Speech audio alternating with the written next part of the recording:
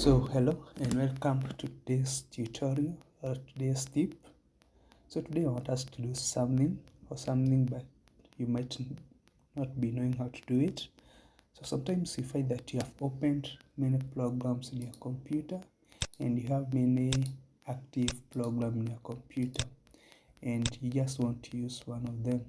Do you know that there is a way that you can be able to minimize all the others except the one that you are using?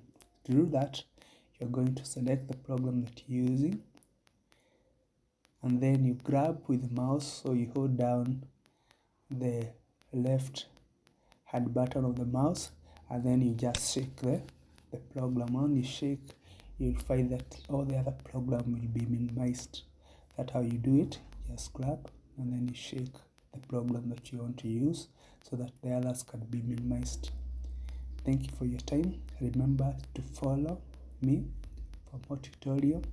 Also in my YouTube channel, remember to subscribe, and I promise I'll be posting more and more videos that can help you or can save your time. Thank you for your time.